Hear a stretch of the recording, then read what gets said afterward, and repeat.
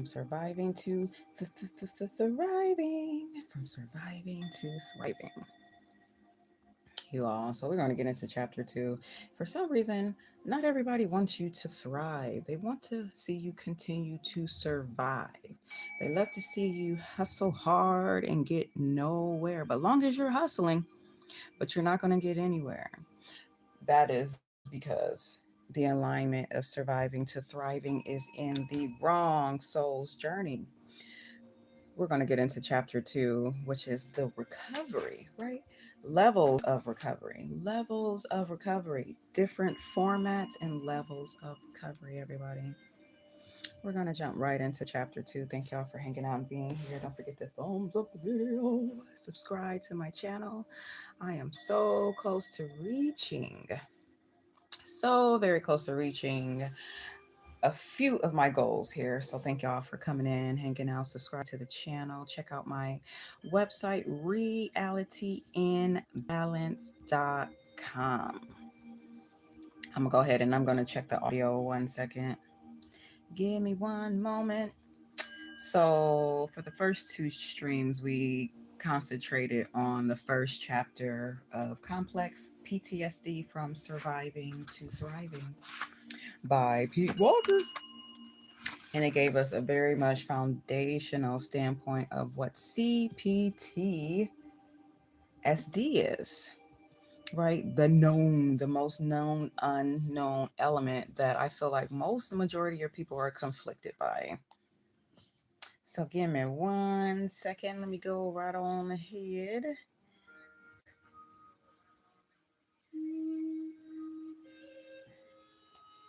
Okay, I think the audio is good.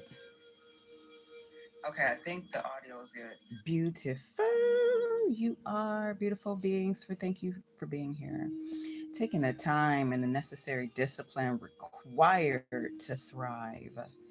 Not required to survive continuously, but required to thrive. If no one else wants to see you thrive, I love to see you thrive from survival mode to thriving mode. When we're in thriving mode, we're able to give back. We're able to assist others, and you're able to be an influencer. In survival mode, also, you can always give back and assist others. It's just from a different bird's eye view. So let's get right into this chapter, levels of recovery. So, like, honestly, this is probably going to be a two-part. This is like, how many pages? About 25 pages or so in this second chapter here. We had already got into the foundational format of what CPTSD, what the coverings of that are, and how it all stemmed. CPTSD is the most, I would say, is different from PTSD. Obviously, they're completely different. CPTSD begins and develop in early childhood stages of development. Your early childhood stages of development is how CPTSD is required. I recommend that everybody go back and listen to the part 1 and part 2 of the live. Let's get into it. Levels of recovery. I got my pen, I got my paper, and I got my book. Right? Don't forget to thumbs up the video. So we're going to spend a couple hours reading, reviewing, and being very much reflective and insightful of this text.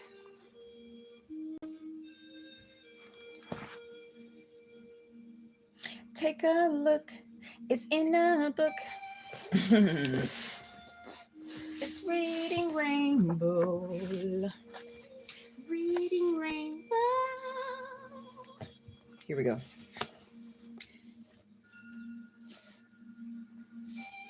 Healing from complex PTSD. Let me turn this down. What are they trying to do? They're getting a little loud. Healing from complex PTSD is above all complex. This is important to emphasize because there are numerous one-dimensional approaches to trauma that bill themselves as cure-alls. In my opinion, however, singular approaches are unable to address all of the levels of wounding that combine to cause CPTSD. Moreover, working with simplistic approaches can leave you stranded in toxic shame when you do not achieve the touted results. I was motivated to write this book in a large part because of many times I sank into new levels of self contempt when the latest what when the latest therapy did not cure me. I will use the word key, repeatedly to describe the various tasks upon which recovering hinges. Let's say that again. I will use the word key repeatedly to describe the various tasks upon which recovering hinges. This book offers a keychain of perceptives and techniques to unlock yourself from being what Alice Miller called a prisoner of childhood.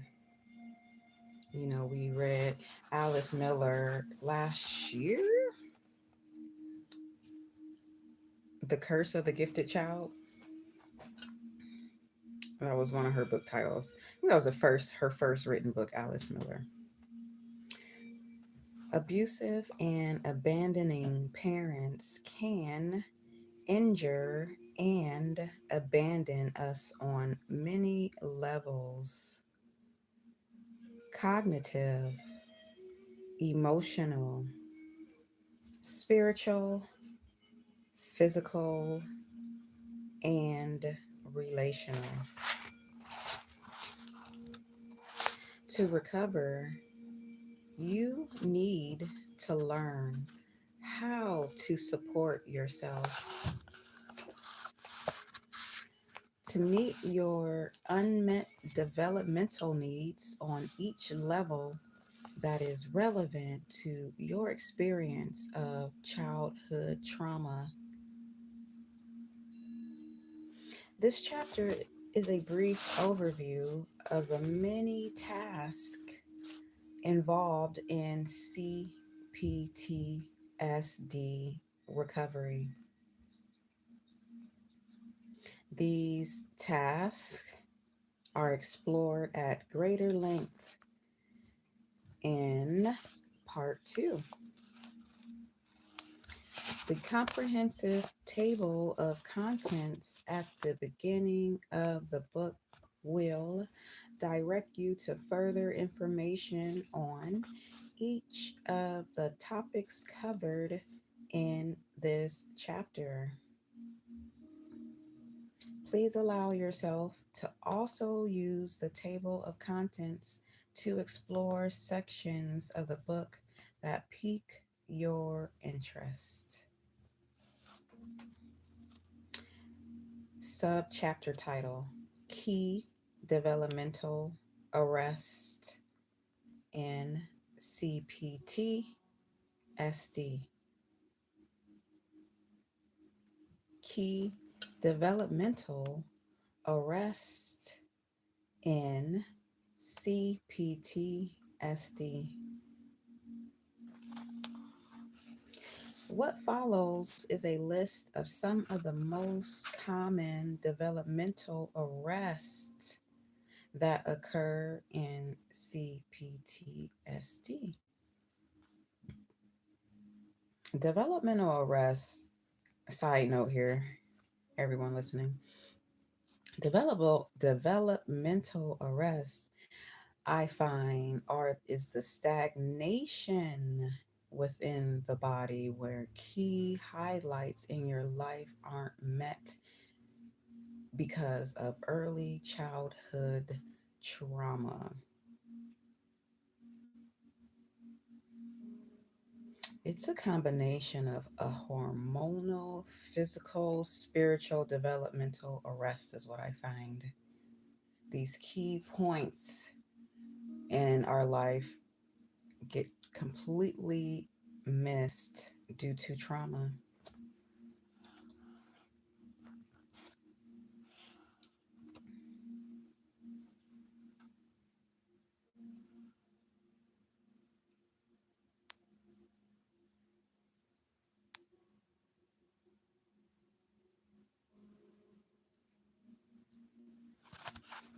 Hold on, give me 1 second. Let me put this question up here. Let's put a question on the board. There you go.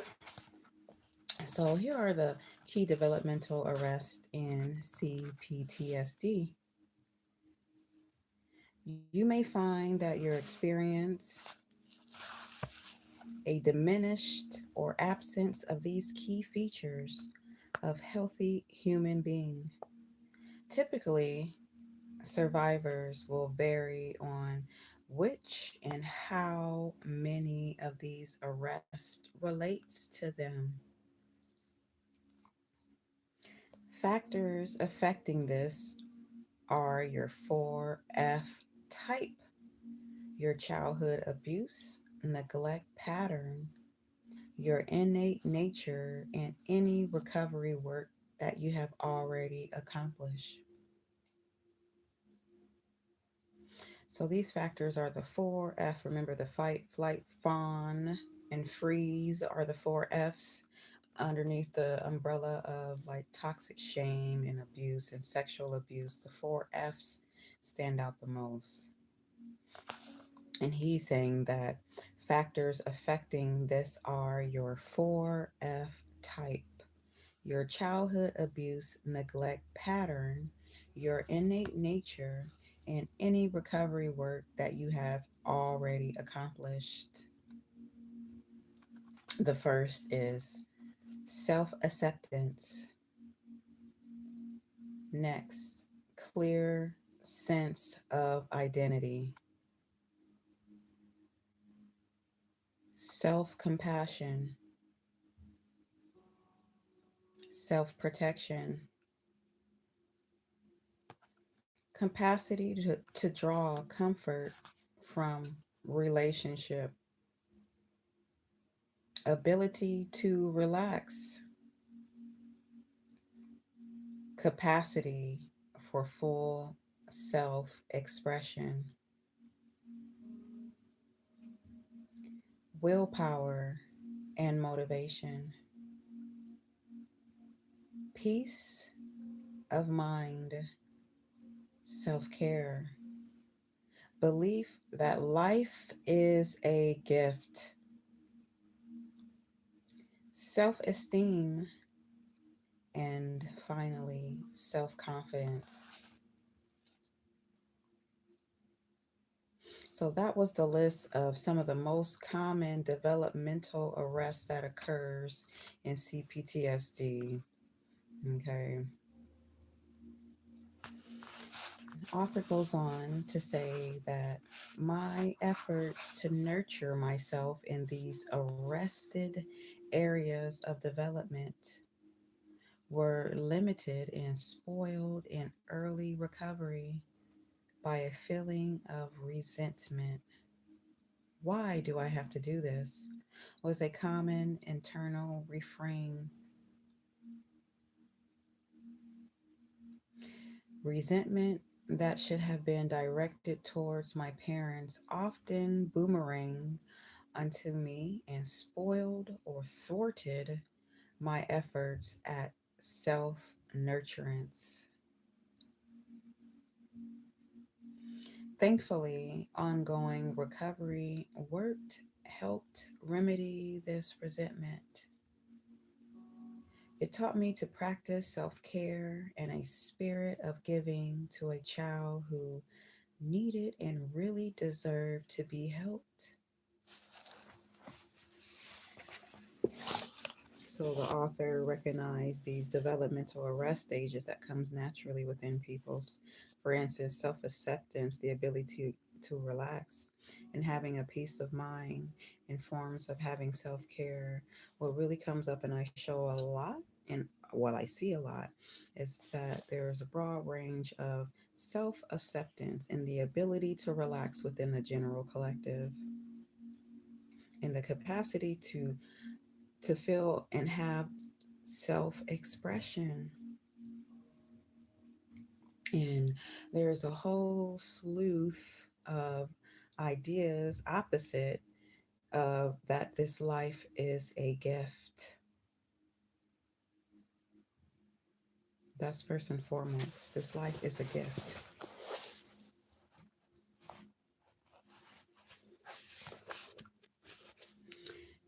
So the authors goes on to say that I find it helpful to approach developmental arrest from the viewpoint of the novelist David Mitchell's that quip that QUIP that by David Mitchell. Fire is the sun unwinding itself out of the wood. Similarly, effective recovery is unwinding the natural potential you were born with out of your unconscious. This is your innate potential, which may be as yet unrealized because of your childhood trauma.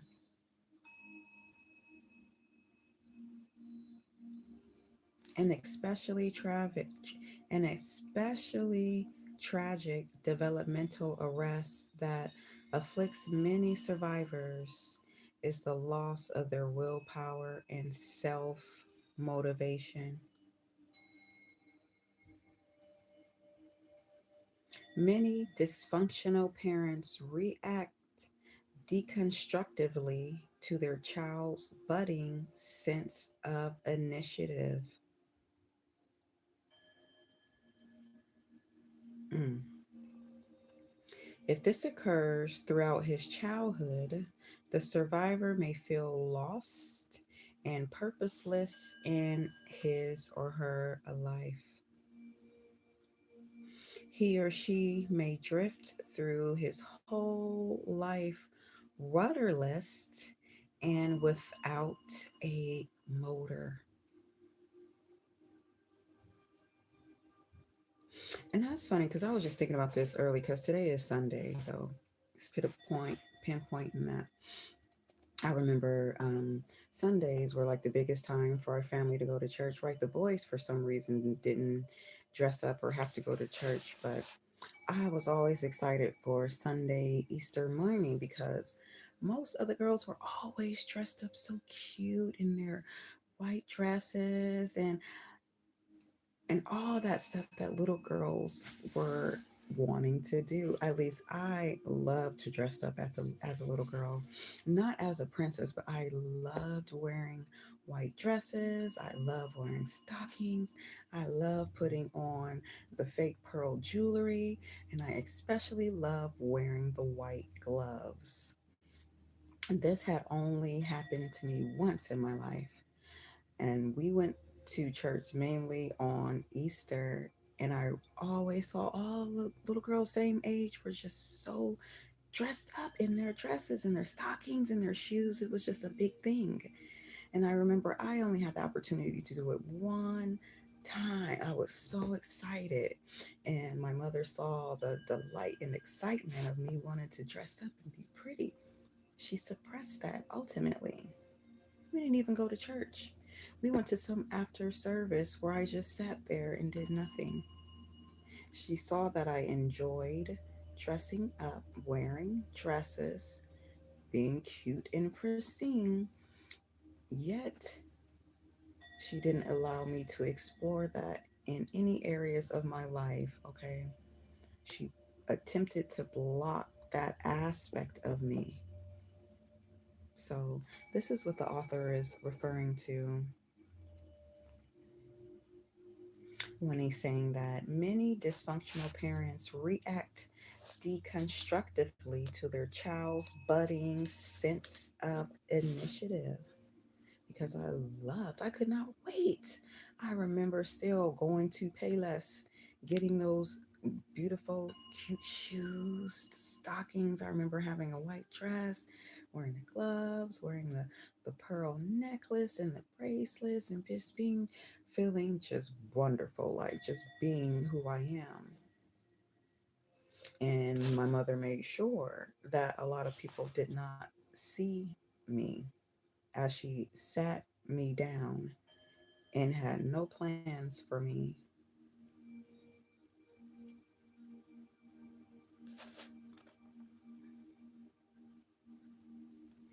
So the author goes on to talk about, moreover, even when he manages to identify a goal of his own choosing, he may struggle to follow through with extended and concentrated effort.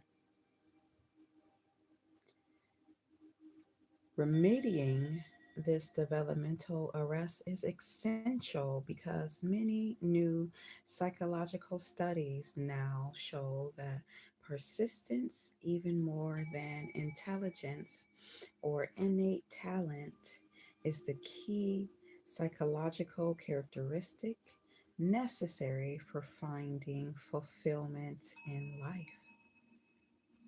He says that consistency in that area is going to find its own way in fulfillment. The author says that I have worked with many survivors stranded in this form of adult helplessness. Those who recover from it typically do not engage extensively in the angering work of grieving that is discussed throughout this book. The ability to invoke willpower seems to be allied to your ability to healthily express your anger.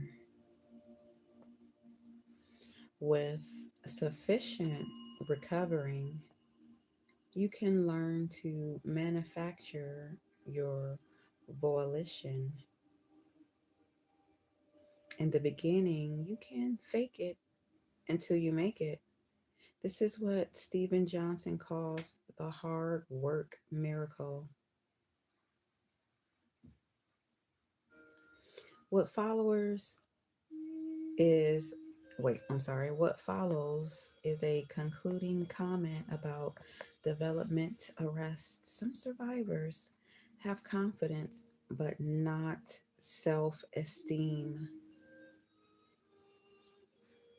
In childhood, my own flight response got channeled into acquiring academic skills for which the outside world rewarded me. But the benefit of these rewards never penetrated my toxic shame enough to allow me to feel that I was a worthwhile person.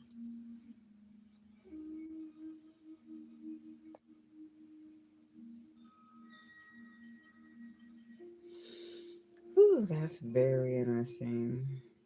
hmm I love that he said that although he's overcome the form of confidence that he had to fulfill, in academia, that the self-esteem still wasn't there within him, no matter what his approaches to his life was with confidence. The willpower to have self-esteem, to see yourself as a guiding light, was never there. I feel like he was still, like most people will go back to academia over and over again, getting all these majors and minors and degrees and shit for the world to accept them.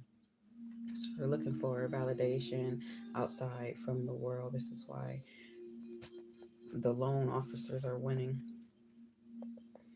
Nevertheless, the author is saying that my critic, like my parents, always found something flawed in me to contradict the feedback that I was getting. 99% on a test was never a cause for pride. Rather, it was the impetuous for a great deal of self criticism about the missing 1%.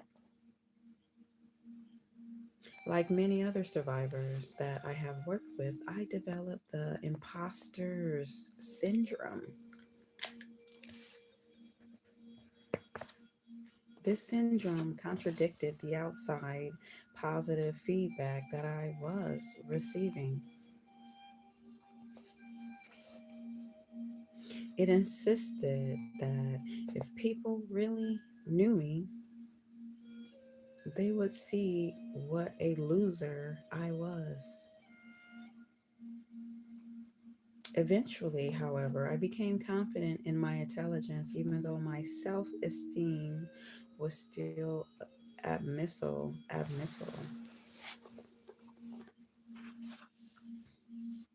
Subchapter title Cognitive Healing.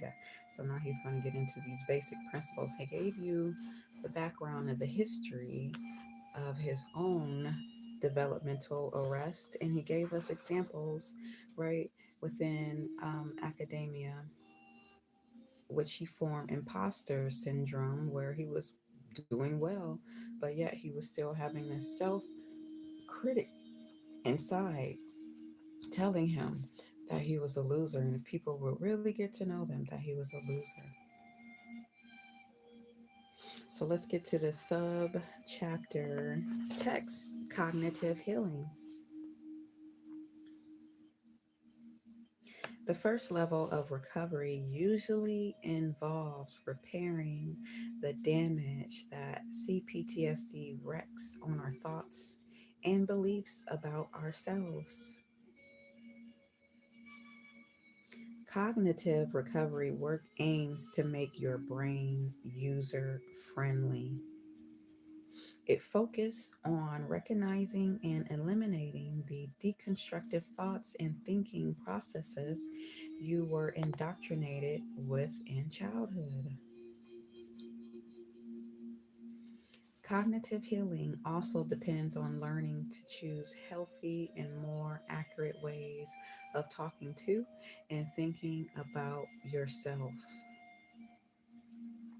On the broadest level, this involves upgrading the story you tell yourself about your pain.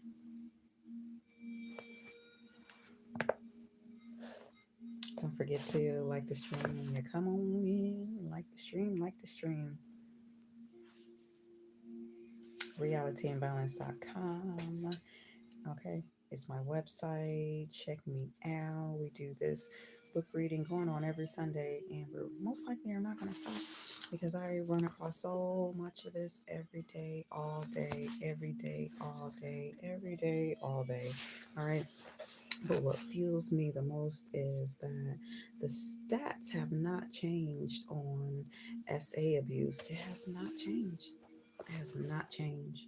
1 in 3 girls will be SA'd before she's an adult. 1 in 5 boys will be SA'd before they're an adult. This work is necessary. I know a lot of boys and girls, so we're going to continue on.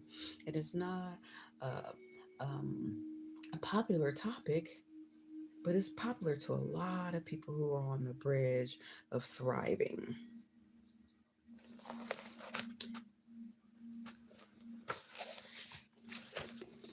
So the author goes on to say that we need to understand exactly how appalling parental oh, we need to understand exactly how appalling parenting created the now self-perpetuating trauma that we live in. We can learn to do this in a way that takes the mountain of unfair self blame off ourselves.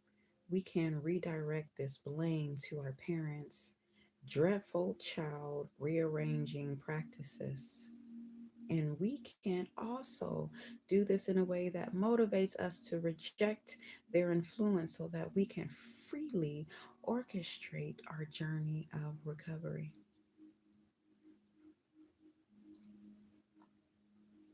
This work then requires us to build a fierce allegiance to ourselves. Such loyalty strengthens us for the cognitive work of freeing our brains from being conditioned to attack so many normal parts of ourselves.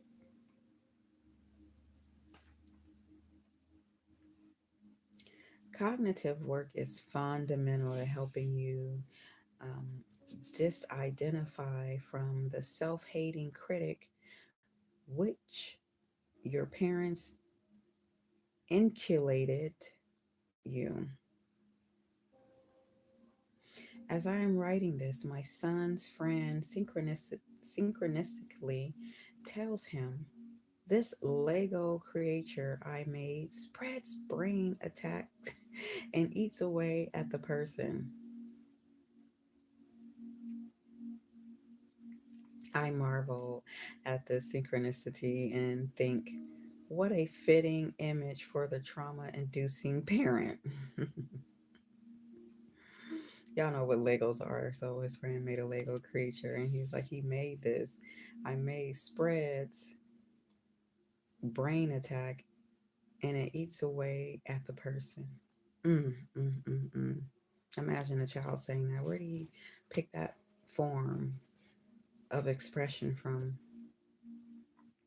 Nevertheless, let's get into the next sub chapter title, Shrinking the Critic. Shrinking the Critic. All right.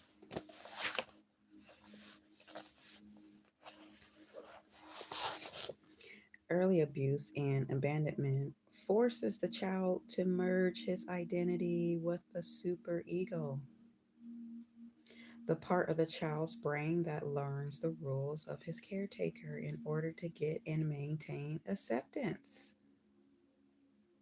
However, because acceptance is impossible in the CPTSD engendering family, the superego gets stuck working overtime to achieve the impossible,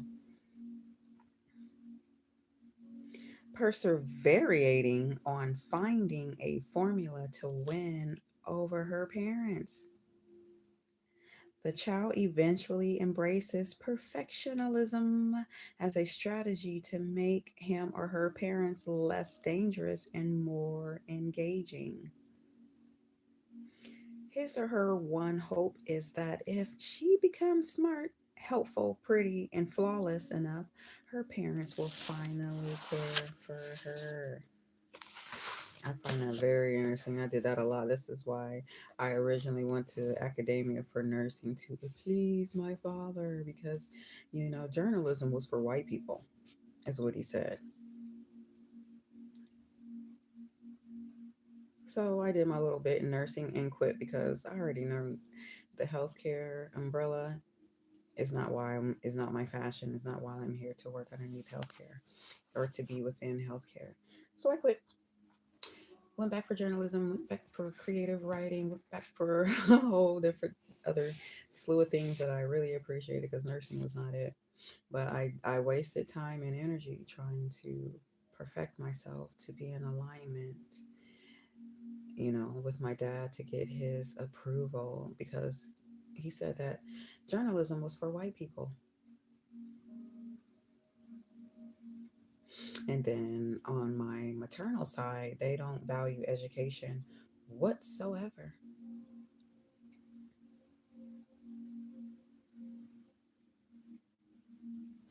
Moving on, the author is saying that sadly, continued failure at winning their regard forces his or her to conclude that he or she is fatally flawed. He or she is loveless, not because of his or her mistakes, but because he or she is a mistake. He or she can only see what is wrong with or missing in her. You can hear this in a lot of conversations. And this is when we were talking about the pessimistic type of attitude and the outlook on most things, including yourself. That pessimistic, oh, this world is coming to an end. Oh, this world is backwards. Oh, this world is hell. And that is just a mirror protruding as you're looking. When you're talking, you are spiritually talking at a mirror of your own life.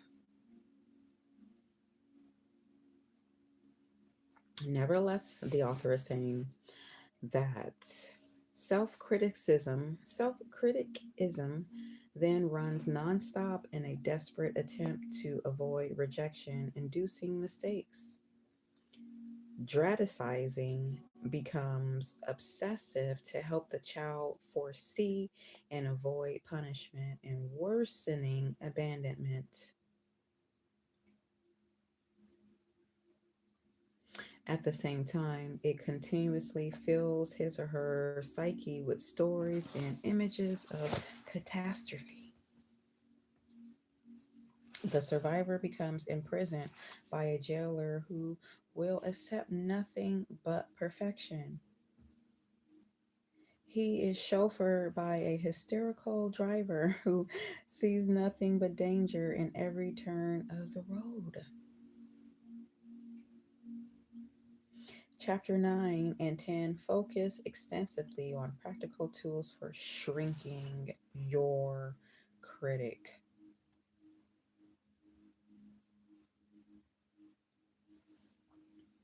All right, we're about 36 minutes into the live stream. I can feel that this work is a little heavy, as it's supposed to be, right? You're dealing with a whole being, a whole person who had a purpose, right? When they were in the womb, but as they exit this womb, you hit a whole bunch of stages, right? There's a lot of recovery. And I like to say that just being awareness of the present of I am is the first sign of thriving, of acceptance. So let's take a deep breath. Breathe in, breathe out. Before we get into this next subtext title, drink a little bit of water. Recognize your uniqueness of being present in the moment of now.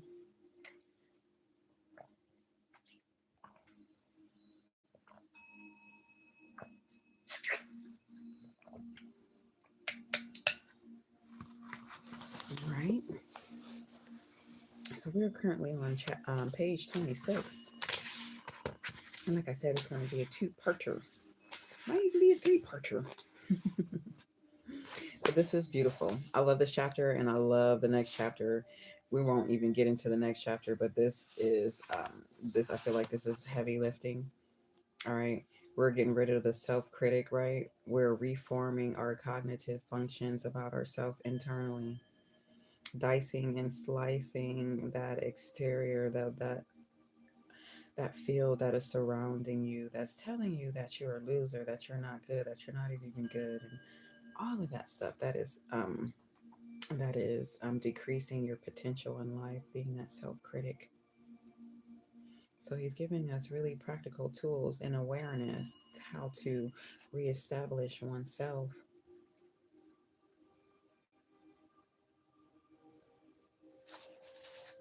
So the next subchapter text is called The Developmental Arrest Healthy Ego.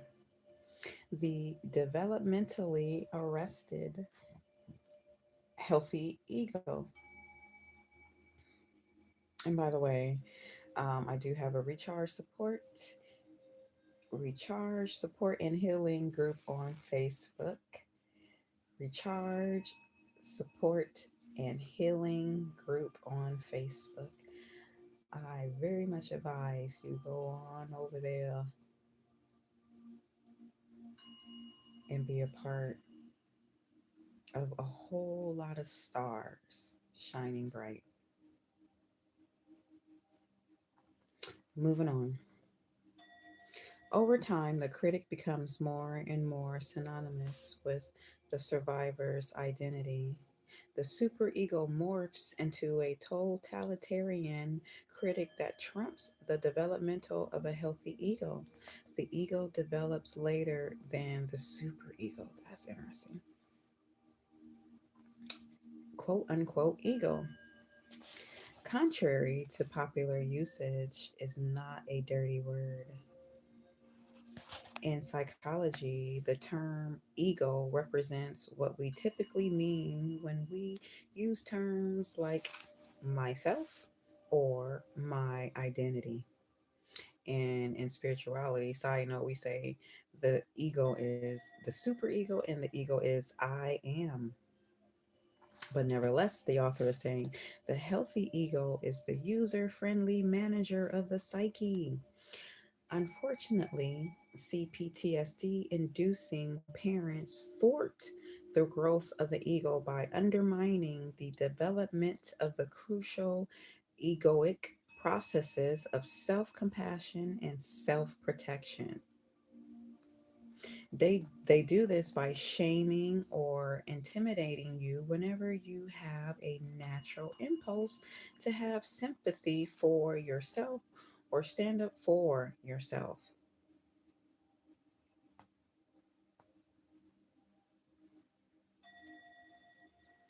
The instinct to care for yourself and to protect yourself against unfairness is then forced to become dormant. Right? These type of parents don't want to see you standing up for yourself. They don't want to see you, that, which is very odd not to if you really think about it, because it is this totalitarian type of issue that the parent has. So they be damn if you stand up for yourself. They be damn if you speak any words of truth or half truths or whatever. They be damned to accept you for who you are. Right? The instinct to care for yourself and to protect yourself against unfairness is then forced to become dormant because they want to keep you small, they want to keep you little, right? Intentionally and unintentionally. A lot of this comes because parents are just unaware. 100% they are unaware of their toxic shame behaviors. Moving along, the next subtext is called psychoeducation and cognitive healing. Psychoeducation and cognitive healing. This is new for me. I've never heard of this form of psychoeducation and cognitive healing, but I'm pretty sure we have all practiced it one way or another, from surviving to thriving. So the author goes on to say that becoming psychoeducated about CPTSD is the first level of addressing this poisonous indoctrination of your mind against your healthy ego. Side note, this is why we do lots of words of power affirmations. Moving on, when you intricately understand how antagonistic your parents were to your healthy sense of self, you become more motivated to engage in the self help processes of rectifying their damage. The more you identify their damage, the more you know what to fix. Ah, shay. That has happened up to me very much recently. Um, because one of my parent is still trying to maintain like forms of meditation, and they're older, like, and they're still trying to maintain forms of meditation, yet they still have that glass pipe in their hand 24/7.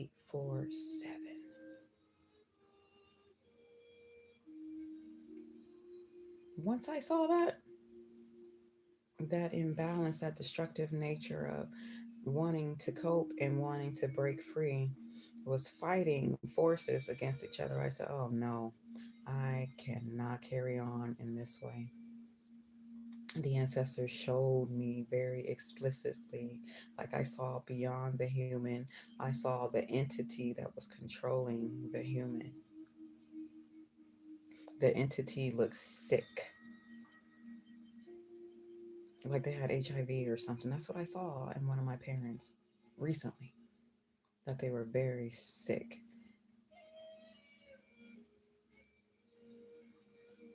Nevertheless, the author goes on to say that this is essential because without a properly functioning ego, you have no center for making healthy choices and decisions. All too often, your decisions are based on the fear of getting in trouble or getting abandoned, rather than on the principles of having meaningful and equitable interactions with the world. You can learn to gradually replace the critic's toxic perspective with a viewpoint that supports you in your life. And that stops you from unnecessarily scarring yourself. You are free now as an adult to develop peace of mind and a supportive relationship with yourself. A self championing stance can transform your existence from struggling survival to a fulfilling sense of thriving. And I say to do this now and to start early now. Don't wait until you're old. Don't wait till you're old. Don't wait till your retirement stages. Set these foundation, these grounding of awareness right now of who your guardians were, or who your parental fashions were, because you are greater than them, because you are in complete awareness of who you are. You do not want to carry their toxic spiritual, emotional, and physical disalignment within your spirit, within your auric.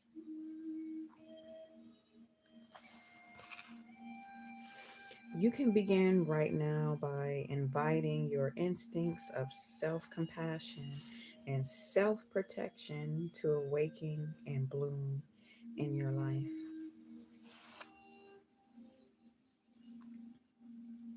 I don't know why that's over here. Hmm.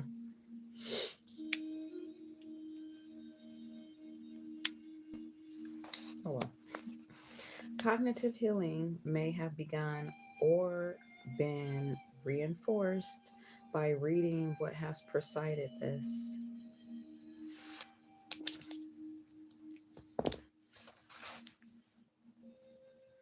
Hopefully, you are having some epiphanies about what it is at the core of your suffering.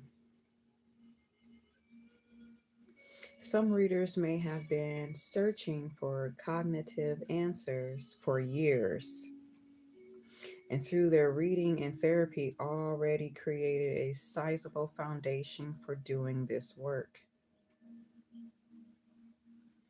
At the same time, those who have only tried a cognitive behavior approach, CBT, to healing their trauma may feel great resistance to hearing that cognitive work is important. So I haven't had CBD, right? The I guess a lot of people, when you go through therapy, this is what I hear people talk about often, is receiving this CPT, this form of reapproach to their trauma and therapy. Personally don't have any experience with that, with this behavior approach, but the author is saying that once a person takes this behavior approach to healing their trauma, they feel great resistance to hearing that cognitive work is important. So I don't have anything to relate to that. Maybe you guys do, right? Maybe someone has had and has been successful. I think my microphone is dying, and has been successful with CBT, cognitive behavior approaches, right?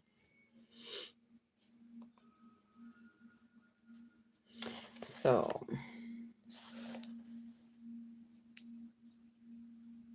Yeah, my microphone died. It died, y'all. It died. Give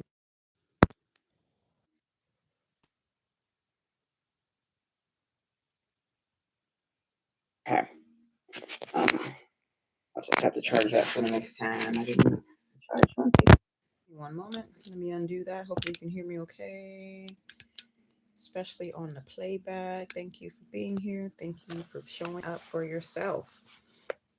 All right, moving on. If you are like me, you may have been introduced to it in a way that promised more that could be delivered. Cognitive tools are irreplaceable in healing cognitive issues, but they do not address all the levels of our wounding.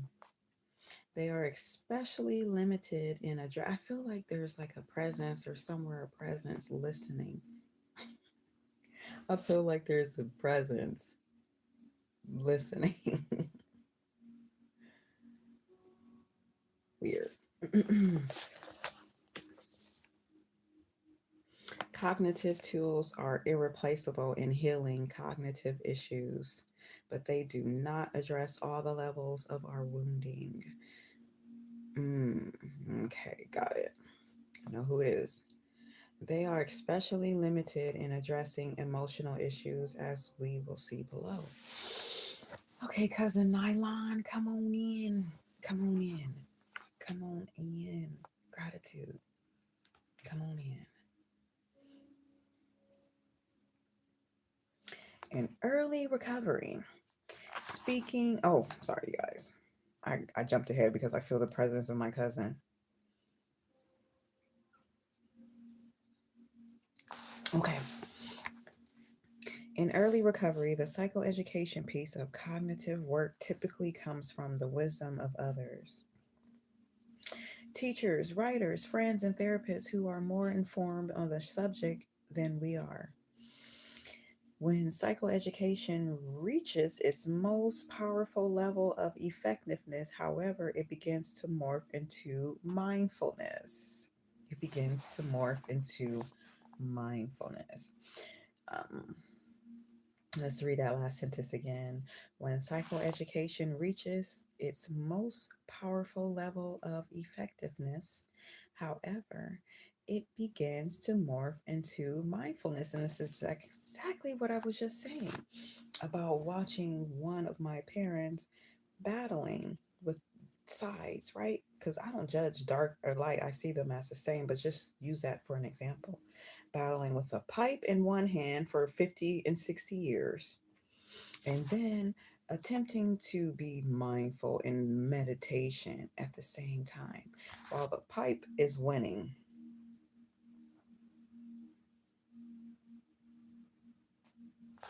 So, this next sub chapter is titled Mindfulness. So, let's get into what the author, Pete Walker, is going to introduce. Cognitive effective. I feel like it's effective. I don't know if the author is going to say if mindfulness is effective, because I believe that mindfulness is the stance of I am aware. I am aware. I am acceptance. Okay. So let's see what the author is saying about mindfulness. And sorry, I don't know how to get this out of my face.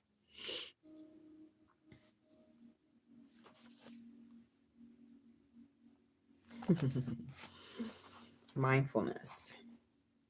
Psychologically speaking, mindfulness is taking undistracted time to become fully aware of your thoughts and feelings so that you can have more choice in how you respond to them. Do I really agree with this thought, or have I been pressured into believing it? How do I want to respond to this feeling? Distract myself from it, repress it, express it, or just feel it until it changes into something else?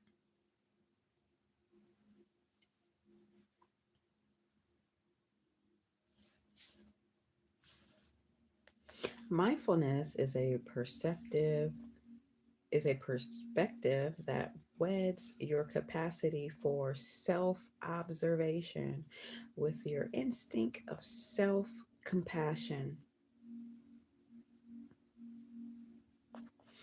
It is therefore your ability to observe yourself from an objective and self-accepting viewpoint. It is a key function of a healthy, developed ego, and is sometimes described as the observing ego or the witnessing itself.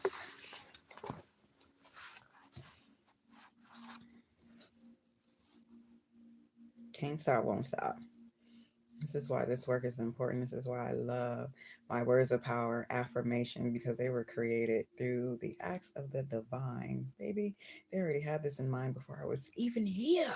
They just gave me the words and they just gave me the tools, and I am so ever grateful to have enormous amount of tools prescribed to me, right?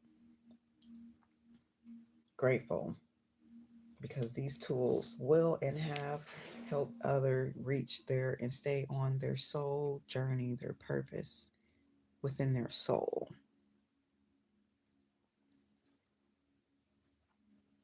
So we're going to finish up this mindfulness, and we'll go to emotional healing, and then we will stop there.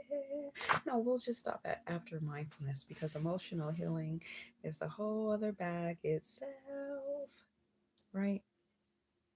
Let's continue. Mindfulness is a perspective of benign curiosity about all of your inner experience.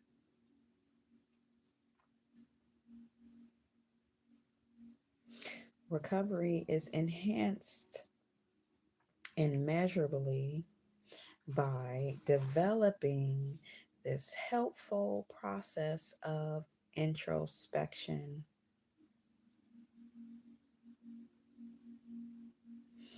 As it becomes more developed, mindfulness can be used to recognize and disidentify from beliefs, that viewpoints that you acquired from your traumatizing family.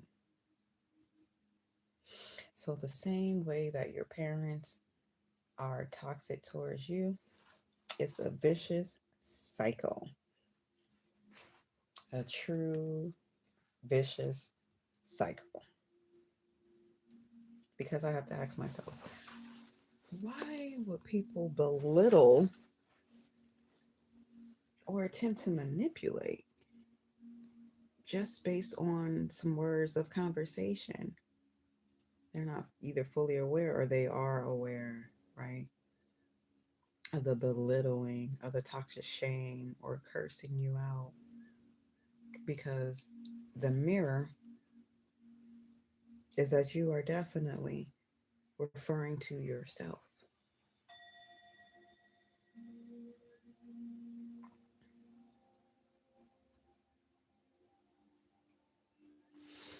So the author is saying that I cannot overstate the importance of becoming aware of your inner self commentary.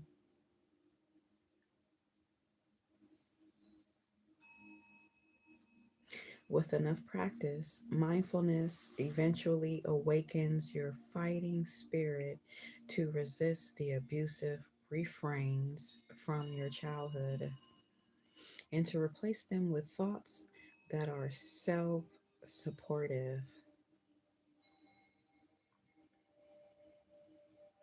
Mindfulness also helps you to establish a perspective from which you can access and guide your own efforts of recovery. And then he's going to say that chapter 12 contains detailed instruction for enhancing mindfulness, as do the writings of Stephen Levine, Levine, Jack Cornfield with a K, and John Kabat Zinn. I heard his name, John Kabat with a K, Kabat dash Zinn, Zinn. And those are the authors that he's suggesting that will enhance the practice and tool of being aware through mindfulness.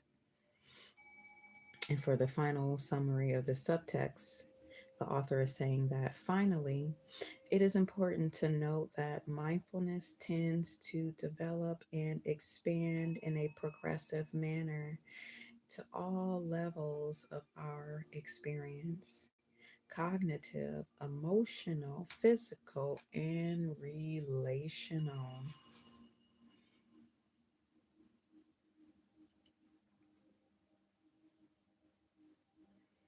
It is important to note that mindfulness tends to develop and expand in a progressive manner to all levels of our experience: cognitive, emotional, physical, and relational. Mindfulness is essential for guiding us at every level of recovery, and we will examine the principle more closely throughout the book. So, on our next beautiful and lovely day of the sun, we're going to talk about emotional healing, right? Um, when I was doing a couple readings, I saw that some people's charge were up in the mental and the physical and the spiritual, but that one centerpiece of the heart, dead center, the emotional piece, was blocked. We talk about emotional intelligence. We talk about emotional healing, right? We talk about not allowing outside things to conflict the emotions within that are going to help permeate your actions right now. So today, well, next week we're going to talk about emotional healing, right? So we just got done with mindfulness. We understand what mindfulness, the acts of being aware of I am in every acts of your life, the physical, spiritual, all of those acts in your life, being in mindfulness and in tune. That's why one of my favorite affirmations, words of power that I have, is that I am willing to accept my feelings, right? Accepting my feelings, right? I feel like the whole collective don't have the ability to accept what's in their heart, their emotions. They're afraid to be vulnerable, even with themselves, right? So we're going to get into what the author is talking about with this form of emotional healing on the next part. And we may finish up this chapter, right? We may finish up this chapter. I'm going to put a pin right here on our next reading. This work is necessarily and is definitely needed. It isn't going to be popular because the world and the system don't want people to thrive. They want you to continue to operate on survival mode. They want you to continue to act on survival mode, meaning that you will accept any and all wills of other things and people, right? Being in survival mode. Oh, I'm going to go take this low wage paying job because I'm in survival mode. Oh, I'm going to go back to an abusive person because I'm in survival mode. Oh, I'm going to curse out all of my kids, like literally, physically, and spiritually, curse out all my kids because I'm in survival mode. So we are operating on both fields, survival to thrival. I don't judge either field from survival to thrival because in order to thrive, you have to get to survive, but that middle space there in between survival is to thrival, to thrival. Two, the number two is the operative function of action and change. The number two, survival to thrival. So we'll pick up on emotional healing in the second chapter of Levels of Recovery. Okay. Surviving to Thriving by Pete Walker. By Pete Walker. Thank you and gratitude, ancestors, for bringing us to these very prime moments in our life, right? We're fixing, we're healing, we're not passing on generational debts, okay, to our children. We're really operating on the highest functions and abilities of I am. Thank y'all for hanging out, sitting, and listening. Hopefully, you're taking notes. If not, you're taking mental notes, right? This topic may be heavy, but life can be heavy, and we will all do the heavy lifting together. I'll see you on my next stream. Check out my website, realityandbalance.com. If you want a clarity call, make sure you send me an email through the contacts. Alrighty. If you have something specific that you want to explore, send me an email through my contacts, okay, on my website, realityandbalance.com. I'm only laughing because some people will order the clarity calls and then but want something a little bit more specific. So go right ahead and just email me. That is the best way and the quickest way to receive some very specific information regarding to a reading, okay, a talk, a speech, some empowerment, gratitude. I appreciate you all. Make sure you take care of yourself first before you can take care of others. Oh, oh. I was just gonna say that yeah, the uploaded yesterday, and check out all my other videos because they're all in alignment with all accelerating these double planes. I'll talk to y'all soon. Bye. Take care.